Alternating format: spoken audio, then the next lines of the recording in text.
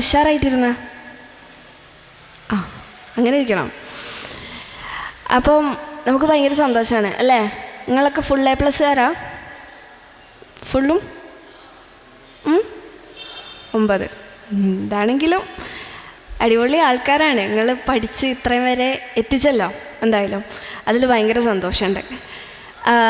ഞാനൊക്കെ 10ൽ പഠിക്കുന്ന സമയത്ത് ഞാൻ ICSE സിലബസാണ് പഠിച്ചത്. അപ്പോൾ ഭയങ്കര ലോഡായിരുന്നു പഠിക്കാൻ. ഭയങ്കര അത്യാവശ്യം നല്ലോണം ഉണ്ടായിരുന്നു. ആ സമയത്ത് 10ാം ക്ലാസ് ഭയങ്കര പേടിയായിട്ട് 10ാം ക്ലാസ് ആകുമ്പോഴത്തേക്ക് ലോകം അവസാനിക്കണമെന്ന് പ്രാർത്ഥിച്ച് നടന്ന ഒരാളാണ് ഞാൻ. ഇന്നിപ്പോൾ ഞാൻ 10ഉം കഴിഞ്ഞ് +2 കഴിഞ്ഞ് ഡിഗ്രിയും കഴിഞ്ഞ് ഇപ്പോൾ അതാ PG കഴിയാറായി. അപ്പോൾ നമ്മളങ്ങനെ പരീക്ഷനൊക്കെ പേടിച്ച് നടന്നിരുന്ന ഒരാളാണ് ഞാൻ. പക്ഷേ ഇവഞ്ച്വലിയാണ് നമുക്ക് മനസ്സിലാവുക ജീവിതം തന്നെ ഏറ്റവും വലിയൊരു പരീക്ഷയാണ്.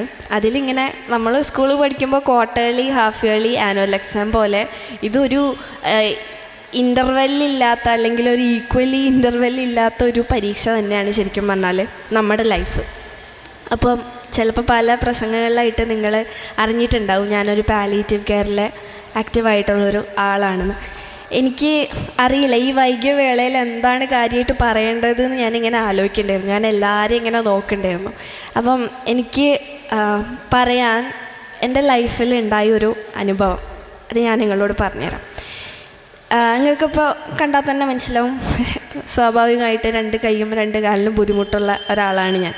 പക്ഷേ എൻ്റെ ജീവിതത്തിൽ ഏറ്റവും കൂടുതൽ റിയലൈസേഷൻ ഉണ്ടായിട്ടുള്ളത് പാലിയേറ്റീവ് കെയറിൽ വന്നതിന് ശേഷമാണ്.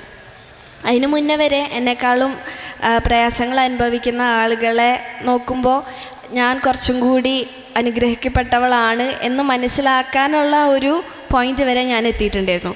പക്ഷേങ്കിലും ഞാൻ കോഴിക്കോടുള്ള ഇൻസ്റ്റിറ്റ്യൂട്ട് ഓഫ് പാലിയേറ്റീവ് മെഡിസിനിലെ ഒരു വോളണ്ടിയറാണ്. എൻ്റെ ഉമ്മയും വോളണ്ടിയറാണ്. അതിൻ്റെ ഡയറക്ടറായിട്ടുള്ള ഡോക്ടർ അൻവർ എൻ്റെ ഏറ്റവും പ്രിയപ്പെട്ട ഒരു നല്ല മനുഷ്യനാണ്. അദ്ദേഹം ഇന്നിവിടെ എത്തിയിട്ടുണ്ട് എൻ്റെ കൂടെ.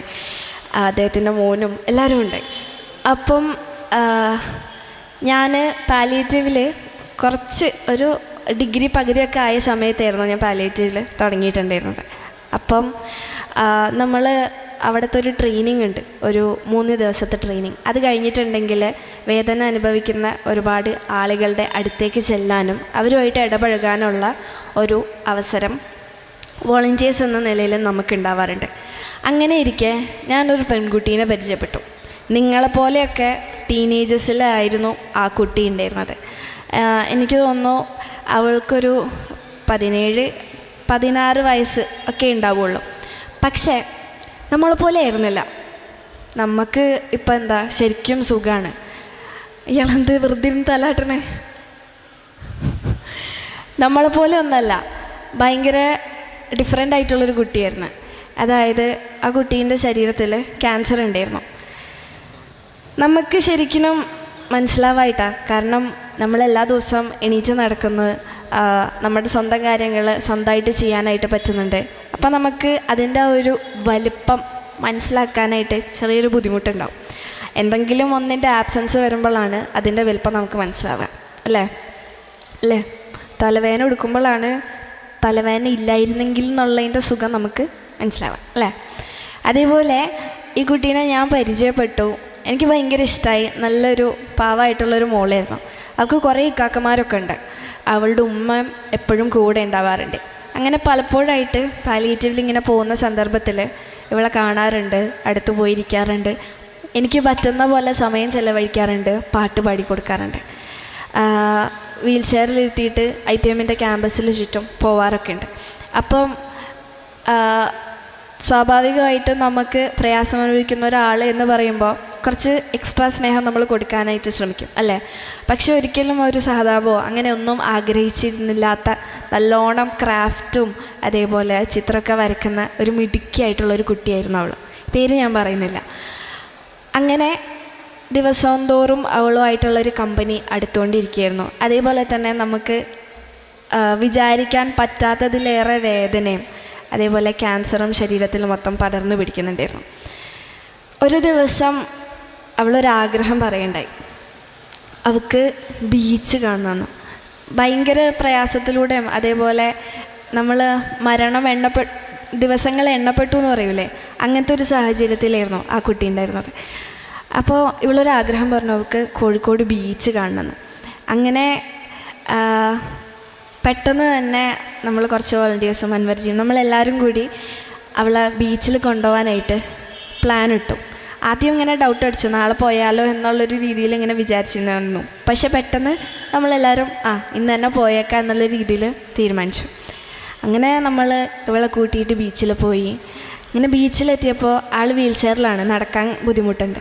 അപ്പോൾ ബീച്ചിൻ്റെ എന്താ പറയുക, ഇൻ്റർലോക്കൊക്കെ ചെയ്ത സ്ഥലത്ത് അവളെ ഇറക്കിയപ്പം അവൾ പറഞ്ഞു, പൂഴിയിലേക്ക് ഇറക്കാൻ പറ്റുമോ ചോദിച്ചു. കുറച്ച് നേരം അവിടെ ഇരുന്ന് സൺസെറ്റൊക്കെ ഒന്ന് ആസ്വദിച്ച് കഴിഞ്ഞപ്പോൾ. അപ്പം വീൽ ചെയറിൽ പൂഴിയിലേക്ക് ഇറക്കാൻ അത്യാവശ്യം ബുദ്ധിമുട്ടാണ്, കുറച്ച് ആളുകളുടെ സഹായം വേണം.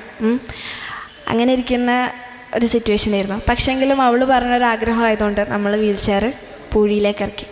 കുറച്ചുകൂടെ നേരം അവിടെ ഇരുന്ന് കഴിഞ്ഞപ്പം അവൾ പറഞ്ഞു, ഇത്തിരി കൂടെ മുന്നോട്ട് പോയാൽ വെള്ളം തട്ടും, വെള്ളത്തിലേക്കൊന്ന് ഇറക്കാൻ പറ്റുമെന്ന് വെച്ചു. ഇത് കേൾക്കുമ്പോൾ നമുക്കുള്ളിൽ ഇങ്ങനെ തട്ടുന്നുണ്ട്.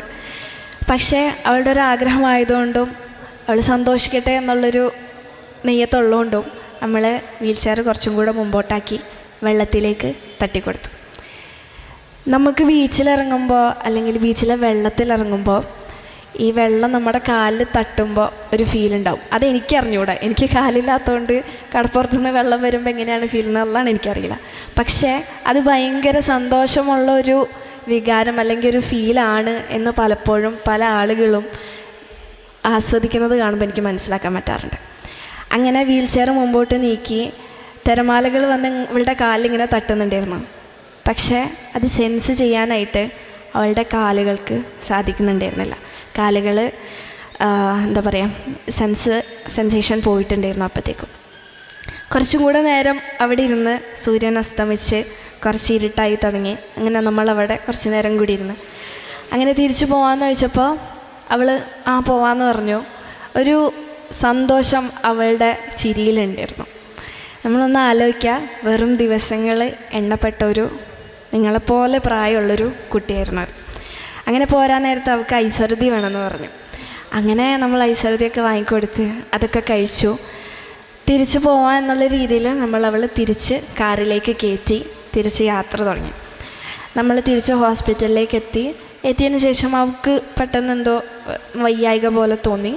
അങ്ങനെ ഡോക്ടറൊക്കെ വന്ന് നോക്കി, കുഴപ്പമില്ല എന്നൊക്കെ പറഞ്ഞു. അങ്ങനെ അവൾ ഏറ്റവും കൂടുതൽ ആഗ്രഹിച്ചിരുന്ന അല്ലെങ്കിൽ ഏറ്റവും സ്നേഹത്തോടെ അല്ലെങ്കിൽ ആദ്യമായിട്ടും ആവശ്യപ്പെട്ടിട്ടുള്ള ഒരു കാര്യമായിരുന്നു അവൾക്ക് കടപ്പുറത്ത് പോകണമെന്ന്. അത് സാധിച്ചു കൊടുക്കാൻ പറ്റിയതിലുള്ള സന്തോഷം, അവളുടെ ആ സന്തോഷത്തിൽ പങ്കുചേരാനായിട്ട് നമ്മളെല്ലാവരും കൂടെ ഉണ്ടായിരുന്നല്ലോ എന്നൊരു മനസ്സമാധാനം എനിക്കുണ്ടായിരുന്നു. അങ്ങനെ ഇവളെ ഹോസ്പിറ്റലിൽ കൊണ്ടാക്കി തിരിച്ച് ഞാൻ വീട്ടിൽ പോയി. കുറച്ച് കഴിഞ്ഞപ്പോഴത്തേക്കും IPMന്ന് ഹോസ്പിറ്റലിൽ നിന്ന് കോൾ വന്നു, അവൾ മരണപ്പെട്ടു.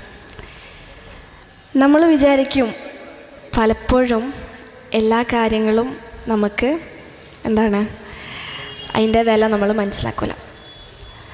ഒരു സിറ്റുവേഷൻ വരുമ്പോഴാണ് പലപ്പോഴും എന്തൊക്കെയായിരുന്നോ നമുക്ക് കിട്ടിയിരുന്ന കാര്യങ്ങൾ അതൊക്കെ നമുക്ക് അനുഗ്രഹങ്ങളായിരുന്നോ എന്ന് നമുക്ക് മനസ്സിലാക്കാൻ പറ്റും. ഇന്നിപ്പോൾ ഞാൻ എറണാകുളത്ത് നിന്ന് വരികയാണ്. ഇന്നെൻ്റെ ജീവിതത്തിൽ വളരെ വേണ്ടപ്പെട്ടിട്ടുള്ളൊരു ദിവസമാണ്. ഭയങ്കര ഒരുപാട് വികാരങ്ങൾ നിറഞ്ഞൊരു ദിവസമാണ്. 4 കൊല്ലമായിട്ട് ഞാൻ ജനിച്ചപ്പോൾ മുതലേ ഒരു 9 മാസമായപ്പോൾ മുതലേ വെപ്പുകാല് വെച്ചിട്ടാണ് നടക്കുന്നത്. എനിക്ക് സ്പീഡിൽ നടക്കാൻ അല്ലെങ്കിൽ ഓടാനോ ഒന്നും പറ്റില്ല. ഞാൻ എങ്ങനെയാണോ എന്നുള്ളത് ഞാൻ അംഗീകരിക്കുന്നുമുണ്ട്. ഒരിക്കലും അതിൻ്റെ പേരിൽ ഞാൻ വിഷമിക്കുകയോ കരയോ പിടിക്കുകയോ ഒന്നും ചെയ്തിട്ടില്ല. അതാണ് ആ ഒരു ധൈര്യമാണ് എന്നെ ഞാനാക്കിയിട്ടുള്ളത്. അതേപോലെ തന്നെ എന്നെ ചേർത്ത് പിടിക്കുന്ന എൻ്റെ മാതാപിതാക്കളും എൻ്റെ കൂടപ്പിറപ്പും എനിക്ക് നല്ലത് വരാൻ ആഗ്രഹിക്കുന്ന കുറച്ച് നല്ല മനുഷ്യന്മാരും. അപ്പോൾ ഇന്ന് ഞാൻ എറണാകുളത്ത് നിന്ന് വന്നിട്ടുള്ളത് ഞാൻ പുതിയ കാല് വെച്ചിട്ടാണ്. സാധാരണ നമ്മളൊക്കെ പെരുന്നാളിന് പുതിയ ഡ്രസ്സാണ് എടുക്കുക. ഇക്കൊല്ലത്തെ പെരുന്നാളിന് പുതിയ ഡ്രസ്സും പുതിയ കാലും വെച്ചിട്ടാണ് എനിക്ക് നടക്കാൻ പറ്റുക. ഇത് പറയുമ്പോൾ നിങ്ങൾക്ക് എത്രത്തോളം അത് മനസ്സിലാക്കാൻ കഴിയും എന്നെനിക്കറിയില്ല. പക്ഷേ കുറച്ച് നടക്കുമ്പോഴത്തേക്കിനും നടുവേദന അല്ലെങ്കിൽ കാലിൽ വെറുതെ മുറിവുണ്ടാവുക, എന്നുള്ളതൊക്കെ കേൾക്കുമ്പോൾ മുറിവല്ലേ എന്ന് വിചാരിക്കാം. പക്ഷേ മുറിവിൻ്റെ മേൽ മുറിവ് വന്നിട്ട് അത് ഉണങ്ങാതെ നിൽക്കുന്ന സാഹചര്യം നമുക്കുണ്ടാകുമ്പോഴാണ് അതിൻ്റെ ആഴം മനസ്സിലാവുക, അല്ലേ? ഇന്നിപ്പോൾ എൻ്റെ ഏറ്റവും വലിയൊരു സന്തോഷം, ഞാൻ മുന്നേ MSFൻ്റെ തന്നെ തെന്നല പഞ്ചായത്തിലൊരു പ്രോഗ്രാം ഉണ്ടായിരുന്നപ്പോൾ അവിടെ വെച്ച് ഞാനൊരു ചോദ്യം പോലെ ചോദിച്ചിട്ടുണ്ടായിരുന്നു ഓഡിയൻസിനോട്. നിങ്ങളുടെ ലൈഫിൽ ഒരു 10-12 ലക്ഷം രൂപ മുമ്പിൽ കൊണ്ടുവന്ന് വെച്ചിട്ട് നിങ്ങൾക്ക് കാറ് വേണോ അതോ കാല് വേണോ എന്ന് എന്നോട് ചോദിച്ചിട്ടുണ്ടെങ്കിൽ ഞാൻ പറയാം എനിക്ക് കാല് വേണമെന്നാണ്. കാരണം ഇത്രയും കൊല്ലം കാലില്ലാതെ ജീവിച്ചതിൻ്റെ ആ ഒരു ആബ്സൻസും അതിൻ്റെ വിലയും എന്താണ് എന്ന് പക്കാ മനസ്സിലാവുന്നത് കൊണ്ട് എനിക്ക് പറയാൻ പറ്റും, എൻ്റെ ജീവിതത്തിൽ ഇന്നിപ്പോൾ പഠിച്ചവൻ എനിക്ക് എന്തൊക്കെയാണോ തന്നിട്ടുള്ളത്, തരാതെ പോയത് പോട്ടെ, അതിപ്പോൾ നിങ്ങൾക്കൊക്കെ കയ്യും കാലും പഠിച്ചോൻ തന്നത് നിങ്ങളാരും ചോദിച്ചിട്ടല്ല, അല്ലല്ലോ? ഇയാൾ ചോദിച്ചോ പഠിച്ചവനോട് എനിക്ക് കാല് വേണം കൈ വേണം ചോദിച്ചില്ലല്ലോ? പക്ഷേ പഠിച്ചോൻ തന്നു എന്ന് വിചാരിച്ച് ഞാൻ ചോദിക്കാണ്ടിരുന്നിട്ടല്ല പഠിച്ചോൻ തരാതിരുന്നത്. അതൊക്കെയാണ് നമുക്ക് കിട്ടുന്ന അനുഗ്രഹങ്ങൾ എന്ന് പറയുന്നത്. നമ്മളിന്നിപ്പോൾ പഠിച്ച് നല്ല നിലയിലെത്തും. അപ്പോൾ പലരും ഡോക്ടർ, എൻജിനീയർ, സയൻറ്റിസ്റ്റ് അല്ലെങ്കിൽ പോട്ടെ നിങ്ങൾക്ക് ഇഷ്ടമുള്ള എന്ത് മേഖലയിലും നിങ്ങൾ എത്തി നിൽക്കും. എവിടെയൊക്കെ എത്തി നിന്നിട്ടുണ്ടെങ്കിലും കുറച്ച് കാര്യങ്ങൾ മാത്രം നിങ്ങൾ മനസ്സിലാക്കുക. നമ്മൾ വെറും മനുഷ്യന്മാരാണ്. നമ്മളെ ഇത്രയും വരെ എത്തിച്ചതിൽ ഒരുപാട് പങ്ക് നമ്മുടെ മാതാപിതാക്കൾക്കൊക്കെ ഉണ്ട്, തീർച്ചയായിട്ടും. അതേപോലെ തന്നെ നമ്മൾ എത്ര വലുതായിട്ടുണ്ടെങ്കിലും എത്ര ഉയർച്ചയിൽ എത്തിയിട്ടുണ്ടെങ്കിലും മറ്റുള്ളവൻ്റെ വിഷമം നമ്മുടെ വിഷമം പോലെ കണക്കാക്കി മുന്നോട്ട് പോവുക. കാരണം കോവിഡിൻ്റെ സമയത്തൊക്കെ നമുക്ക് നല്ലോണം മനസ്സിലായിട്ടുണ്ടാകും നമ്മളൊക്കെ എത്ര വെറും മനുഷ്യന്മാരാണെന്ന്, അല്ലേ? എത്ര ഡെവലപ്മെൻറ്റ് വന്നിട്ടുണ്ടെങ്കിലും ഒരു പോയിൻ്റ് എത്തുമ്പോൾ നമ്മളും നിസ്സഹായരാകും. പക്ഷേ നമുക്ക് ഇപ്പോൾ പഠിച്ചോൻ മരിച്ചു ചെല്ലുമ്പോൾ നമ്മളോട് ചോദ്യം ചെയ്യുന്ന കുറച്ച് കാര്യങ്ങളുണ്ട്.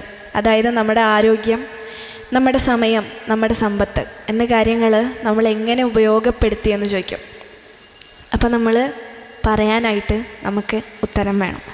നമുക്ക് ഇന്ന് പഠിച്ചോൻ തന്നിട്ടുള്ള ആരോഗ്യം മറ്റുള്ളവരെയും കൂടെ ചേർത്ത് പിടിക്കാനായിട്ടുള്ളതാണ്. നമ്മളെ പഠിച്ചോൻ ഭയങ്കര റിച്ച് ആക്കിയിട്ടുണ്ടെങ്കിൽ, പണക്കാരനാക്കിയിട്ടുണ്ടെങ്കിൽ അത് നമുക്ക് മാത്രം ആസ്വദിക്കാനോ അല്ലെങ്കിൽ അതിൻ്റെ മുകളിൽ നമുക്ക് നടക്കാനോ വേണ്ടി മാത്രമല്ല, അതില്ലാത്തവനും കൂടെ കൊടുക്കാനാണ്, ഷെയർ ചെയ്യാനും കൂടെ വേണ്ടിയിട്ടാണ്.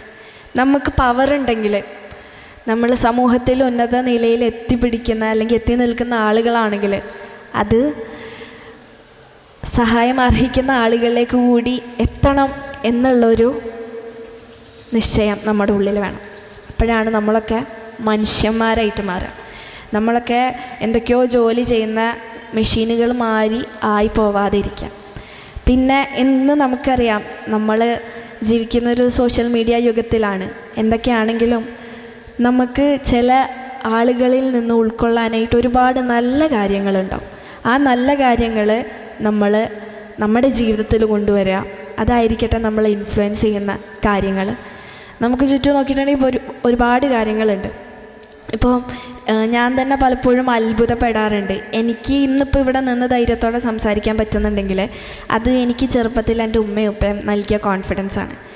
ഒരു സാധാരണ കുട്ടിയായിരുന്നെങ്കിൽ നിങ്ങളെപ്പോലെ അല്ലെങ്കിൽ സാധാരണയായിട്ട് ജീവിച്ച് സാധാരണയായിട്ട് മരിച്ചു പോകും. പക്ഷേ എനിക്ക് പഠിച്ചു തന്നിട്ടുള്ളൊരു ഡിഫറൻസ് ഉണ്ട്. ആ ഒരു ഡിഫറൻസിൽ ഞാൻ ഭയങ്കര ഹാപ്പിയാണ്, ഭയങ്കര സാറ്റിസ്ഫൈഡാണ്, ഒരു കംപ്ലയിൻറ്റും ഇല്ല. എന്ന് വിചാരിച്ചാൽ എനിക്ക് സങ്കടങ്ങളില്ല എന്നല്ല, ഞാൻ ഇങ്ങനെയാണ് എന്നുള്ള രീതിയിൽ എന്നെ അംഗീകരിച്ചുകൊണ്ട് ഞാൻ മുന്നോട്ട് പോകാൻ ശ്രമിക്കുകയാണ്. അതാണ് എൻ്റെ ഏറ്റവും വലിയൊരു എനർജി. എന്നോട് ചോദിക്കാറുണ്ട് പല ആളുകൾ, നൂറ് എപ്പോഴും ചിരിച്ചിട്ടാണ്, നൂറ് എപ്പോഴും ഹാപ്പിയാണ്. അങ്ങനെയൊന്നുമല്ല, ഞാൻ മനുഷ്യനാണ്, എനിക്ക് സങ്കടങ്ങളുണ്ടാവും, ഞാൻ കരയും, സന്തോഷം ഉണ്ടാവും, ഞാൻ ചിരിക്കും. ഞാനും നിങ്ങളെപ്പോലെയുള്ളൊരു സാധാരണ മനുഷ്യനാണ്. പക്ഷേ സങ്കടം വരുമ്പോൾ ഞാൻ മനസ്സിൽ നെയ്യത്ത് വെച്ചിട്ടുള്ളൊരു കാര്യമുണ്ട്. ഒരിക്കലും എന്ത് സങ്കടമാണെങ്കിലും അതിനെന്തെങ്കിലും ഒരു പരിഹാരം ആ സങ്കടത്തിന് ഉണ്ടാവും എന്നുള്ളൊരു സത്യം. ഇനിയിപ്പോൾ പരിഹാരം കാണാനായിട്ട് പറ്റാത്ത കാര്യങ്ങളാണെങ്കിൽ അതിനെ അതായിട്ട് തന്നെ അംഗീകരിച്ചുകൊണ്ട് മുന്നോട്ട് പോവുക. ഇപ്പം എനിക്ക് കയ്യും കാലും ഇല്ലയെന്ന് പറഞ്ഞാൽ ഞാൻ കരിഞ്ഞിരുന്നിട്ടുണ്ടെങ്കിൽ കയ്യും ഉണ്ടാവാൻ പോകുന്നില്ല, കാലും ഉണ്ടാവാൻ പോകുന്നില്ല. അപ്പോൾ വെറുതെ കരിഞ്ഞിരുന്ന സമയം പോകാമെന്നല്ലാണ്ട് വേറെ ഒന്നും നടക്കാൻ പോകുന്നില്ല. പക്ഷേ ഞാനിങ്ങനെയായിട്ട് എന്നെ അംഗീകരിച്ച് മുന്നോട്ട് പോകുമ്പോൾ ഒരുപാട് പേര് ഉണ്ടാവും നമ്മുടെ ഒപ്പം ചേരാൻ എന്നുള്ളൊരു സത്യം എനിക്ക് മനസ്സിലാക്കാൻ പറ്റി. ഇനി ഇപ്പോൾ നിങ്ങൾ +2 ഒക്കെ കഴിഞ്ഞ് ഡിഗ്രിക്കും അല്ലെങ്കിൽ വ്യത്യസ്തമായിട്ടുള്ള കോഴ്സുകൾക്കൊക്കെ പോകും. ചിലപ്പോൾ ഇതേപോലുള്ളൊരു വിജയം നിങ്ങൾക്ക് ഭാവിയിൽ കിട്ടിയിട്ടില്ലെങ്കിൽ അല്ലെങ്കിൽ ഏതെങ്കിലും പരീക്ഷയ്ക്ക് നിങ്ങൾ തോറ്റു പോവുകയാണെങ്കിൽ ഒറ്റ കാര്യം മനസ്സിലാക്കാം, മാർക്ക് മാത്രമല്ല നിങ്ങൾ ഡിഫൈൻ ചെയ്യുന്ന ഒരു വലിയ കാര്യം. ഈ പഠിക്കുന്ന കാര്യങ്ങൾ അല്ലെങ്കിൽ ഇത്രയും കൊല്ലം 10 മുതൽ ഇപ്പോൾ UKG മുതൽ നമ്മൾ എത്ര കൊല്ലം പഠിക്കുന്നോ അത്രയും കാലം നമ്മൾ പഠിച്ചതിൻ്റെ ആ വിദ്യാഭ്യാസത്തിൻ്റെ വില നമ്മൾ കാണിക്കുന്നത് നമ്മൾ ചെയ്യുന്ന നല്ല കർമ്മങ്ങളിലൂടെയാണ്. എത്ര വലിയ ഡോക്ടറാണെങ്കിലും ആ ഡോക്ടറുടെ ഉള്ളിൽ രോഗീനെ നോക്കുമ്പോൾ ആ ഒരു കരുണ ഇല്ലെങ്കിൽ പോയില്ലേ, ഇല്ലേ, പോയില്ലേ. പക്ഷേ ചില ഡോക്ടർമാരുണ്ട് നമുക്ക് കണ്ടാൽ തന്നെ നമ്മുടെ അസുഖം മൊത്തം മാറും, മരുന്ന് പോലും വേണ്ടി വരില്ല. അങ്ങനെ നന്മയുള്ള നല്ല മനുഷ്യന്മാരായിട്ട് നമുക്ക് മാറാൻ സാധിക്കട്ടെ. ഞാൻ ഈ വൈകിയ വേളയിൽ അധികം വലിച്ചു നീട്ടുന്നില്ല, പക്ഷെ എന്നാലും ഒറ്റൊരു കാര്യം നിങ്ങളോട് പറയാനുള്ളൂ, നല്ല മനുഷ്യന്മാരായിട്ട് മുന്നോട്ട് പോവുക, മറ്റുള്ളവർക്ക് ഉപകാരപ്പെടുന്ന നല്ല മനുഷ്യന്മാരായിട്ട്. നമ്മളൊക്കെ വളർന്ന് വലുതായിട്ടുണ്ടെങ്കിലും നമ്മൾ നമ്മുടെ മാതാപിതാക്കൾക്ക് വേണ്ടി പ്രാർത്ഥിക്കുന്ന നല്ല മക്കളായിട്ട് നമുക്ക് മാറാൻ സാധിക്കട്ടെ. ഈ ഒരു പ്രായത്തിൽ ഇപ്പോൾ നമ്മളെ വീട്ടുകാർ നമ്മളെ കുറേ ചീത്ത പറയും, നമ്മളും തിരിച്ചും പറയും, ഞാനും തിരിച്ചും പറയാറുണ്ട്. പക്ഷേ ഒരു പോയിൻ്റ് എത്തുമ്പോൾ നമുക്ക് മനസ്സിലാവും അവർ പറഞ്ഞതിൽ കുറച്ചൊക്കെ കാര്യങ്ങളുണ്ടായിരുന്നു, പിന്നെ ഉഷാറായിട്ട് മുന്നോട്ട് പോവുക. എന്നൊക്കെ പ്രയാസങ്ങളുണ്ടെങ്കിലും അതിനെന്തെങ്കിലും ഒരു വഴി ഉണ്ടാവും, അല്ലെങ്കിൽ നമ്മൾ വഴി കാണണം. അതാണ് ജീവിതം. അങ്ങനെ നമ്മൾ മുമ്പോട്ട് പോവുക. നിങ്ങൾക്ക് ആർക്കെങ്കിലും എന്തെങ്കിലും എന്നോട് ചോദ്യമായിട്ട് ചോദിക്കാനുണ്ടെങ്കിൽ ചോദിക്കാം. പാട്ട് ഞാൻ പാടിയിട്ടേ പോവുള്ളൂ.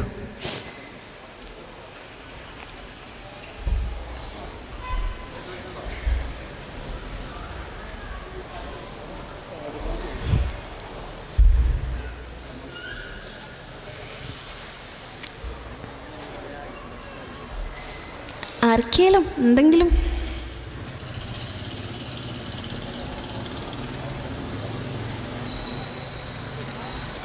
എൻ്റെ അടുത്തുനിന്ന് എന്തെങ്കിലും അറിയാനോ അങ്ങനെ എന്തെങ്കിലും ഉണ്ടോ?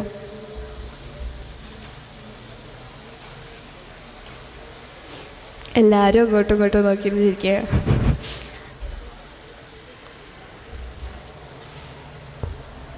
നമുക്കൊരു പാട്ട് പാടിയാലോ? അപ്പോഴത്തേക്കും നിങ്ങൾ ക്വസ്റ്റ്യൻ ആലോചിച്ചോ, ചോദിക്കാനുണ്ടെങ്കിൽ ഏതാ നമ്മൾ പാടാം? സജഷൻ അങ്ങനെ എന്തെങ്കിലും ഉണ്ടോ? ഇല്ല, സജഷൻ ഒന്നുമില്ല. നമുക്ക് സുലേഖ മനസ്സിലൊരു പാട്ട് പാടിയാലോ? ഹാലാകെ മാറുന്ന പാടിയാലോ? നാവ് വിളിക്ക് പോയിട്ടില്ലെങ്കിൽ രക്ഷപ്പെടും. നമുക്ക് പാടിയൊക്കെ എന്തായാലും അല്ലേ? കൂടെ പാടുമോ? ലിറിക്സ് അറിയൂലേ? ഫോണില്ലേ? എടുത്തോ, ഫോണെടുത്തോ. പാടാൻ അറിയുന്നൊരു കോൺഫിഡൻ്റ് ആയിട്ട് ഒരുമിച്ച് പാടാം. നമുക്ക് പാടാം.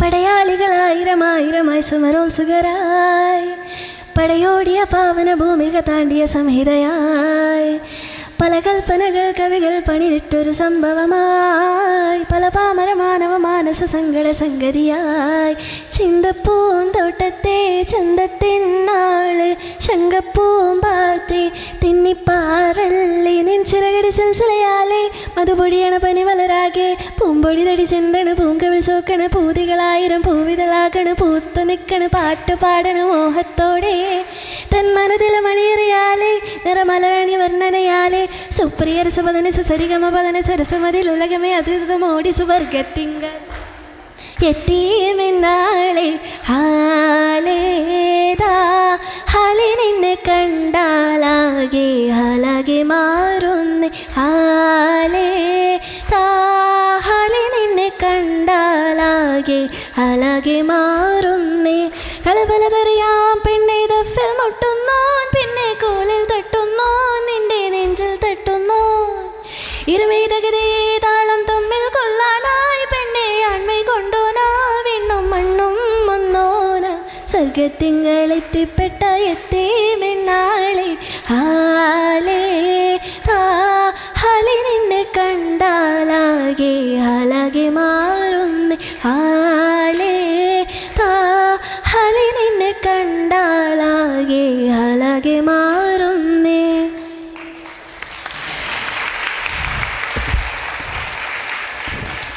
ഇടയ്ക്കെത്തിയപ്പോൾ ശ്വാസം മുട്ടിപ്പോയി. അതാണ് ഉണ്ടായത്. ഇനി ആർക്കെങ്കിലും ചോദിക്കാനുണ്ടോ? നിങ്ങൾ ഫ്രീ ആയിട്ട് ചോദിച്ചോ. ശരിക്കും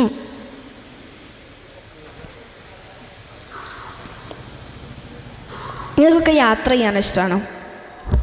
എവിടെയൊക്കെ പോയിട്ടുണ്ട്? ആരൊക്കെയാന്ന് പറഞ്ഞത് നോക്കട്ടെ. ഇപ്പം ആരുടെ കേൾക്കില്ല. യാത്ര ചെയ്യാറുണ്ടോ? കേട്ടില്ല. പോരണ്ടേ? എവിടെയൊക്കെ പോയിട്ടുണ്ട്?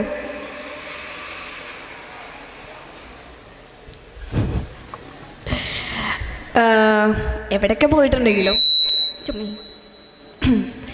നിങ്ങൾ എവിടെയൊക്കെ പോയിട്ടുണ്ടെങ്കിലും എനിക്ക് എൻ്റെ ജീവിതത്തിൽ നിന്ന് മനസ്സിലാക്കാൻ പറ്റിയൊരു കാര്യമുണ്ട്.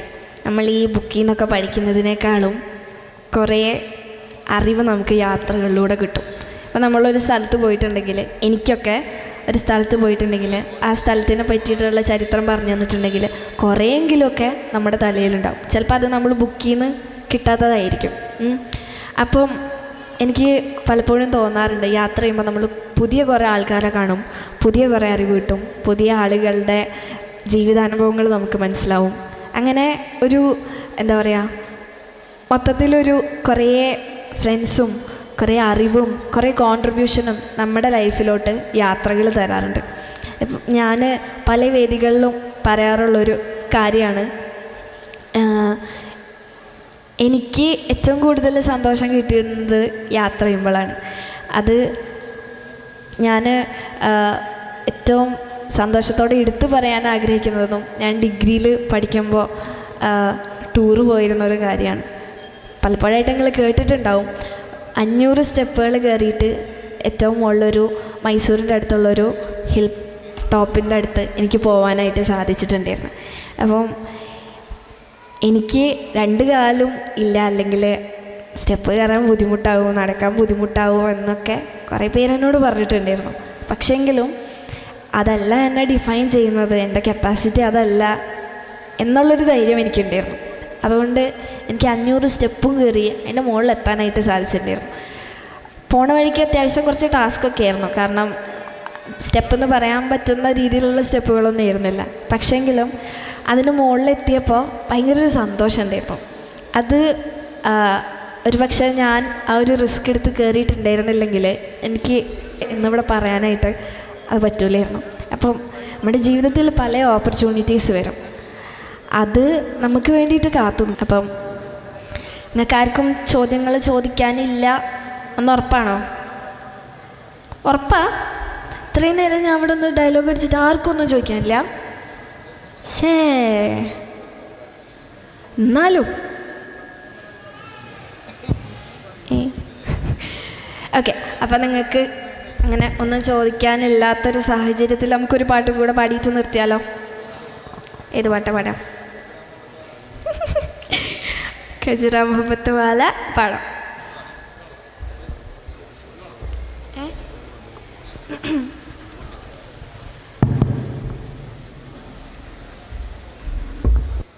Hello hello.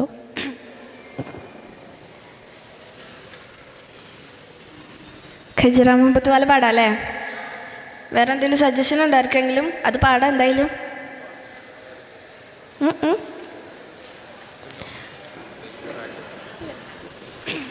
നിങ്ങളൊരു ഉഷാറ് പോരട്ടോ, ഇങ്ങനെ ആവാൻ പാടില്ല. എല്ലാവരും ഒന്ന് എണീറ്റുന്ന് നോക്കട്ടെ. ഉറക്കപ്പിച്ചില്ലാന്ന് തോന്നണം എല്ലാവരും. കുറേ നേരമായി ഇരിക്കുന്നു. ഉഷാറായോ? ഇനി എണീപ്പിച്ചതിന് എന്നെ പ്രാകരുത്. ഇനി ഇരുന്നോ.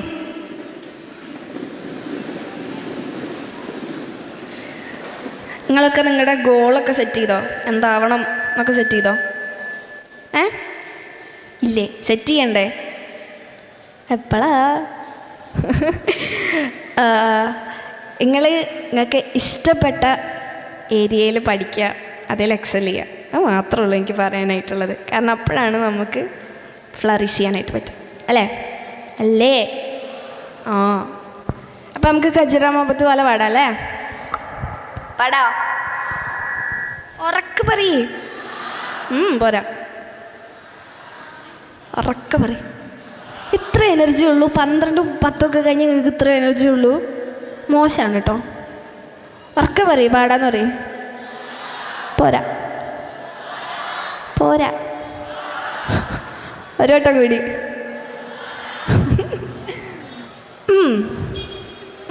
ओके. खजरा मोहब्बत वाला आँखियों में ऐसा डाला, खजरे ने ले ली मेरी जान, हाय रे मैं तेरी कुर्बान.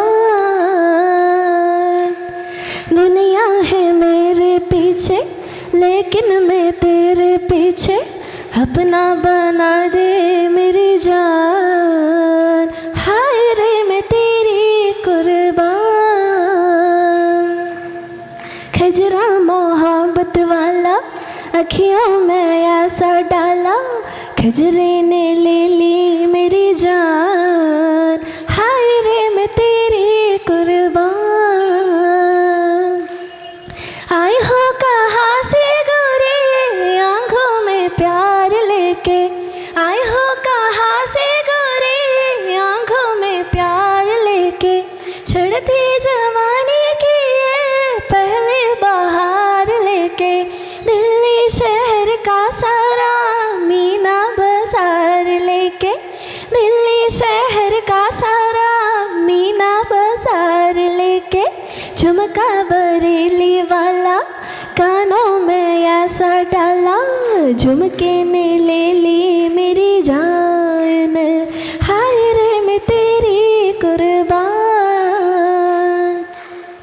खजरा मोहब्बत वाला अखियों में ऐसा डाला, खजरे ने ले ली मेरी जान, हाय रे मैं तेरी कुर्बान, हाय रे मैं तेरी कुर्बान. Thank you.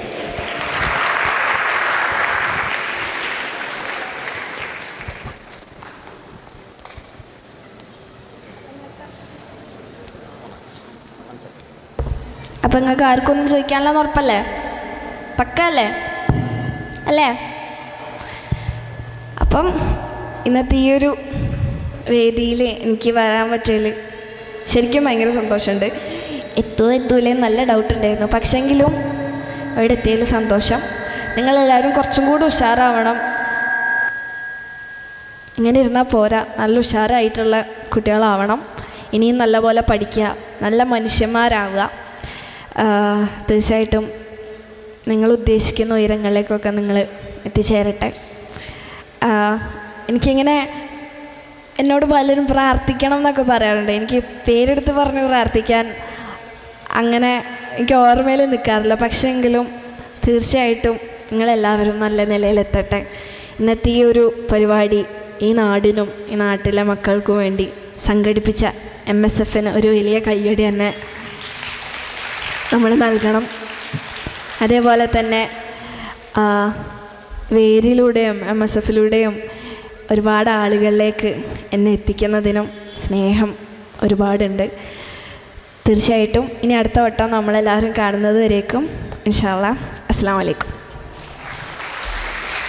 വളരെ പ്രയാസങ്ങൾ സഹിച്ചുകൊണ്ട് MSFൻ്റെ ഈ നക്ഷത്ര സംഗമത്തിൽ പങ്കെടുക്കുന്നതിന് വേണ്ടി ഇവിടെ എത്തിച്ചേർന്നിട്ടുള്ള കോഴിക്കോട്ടുകാരത്തിയായിട്ടുള്ള പ്രിയപ്പെട്ട നൂർ ജലീലക്ക് MSFൻ്റെ വാണിയമ്പലം ടൗൺ കമ്മിറ്റി ഒരുക്കിയിട്ടുള്ള ഉപഹാരം സമർപ്പിക്കുന്നതിന് വേണ്ടി ബഹുമാനായ ജില്ലാ പഞ്ചായത്തിൻ്റെ ഉപാധ്യക്ഷൻ ഇസ്മായിൽ മുത്തേടം അവരുകളെയും ഉപഹാരം ഏറ്റുവാങ്ങുന്നതിന് വേണ്ടി നൂർ ജലീല അവരുകളെയും ആദരപൂർവ്വം വേദിയിലേക്ക് ക്ഷണിക്കുകയാണ്.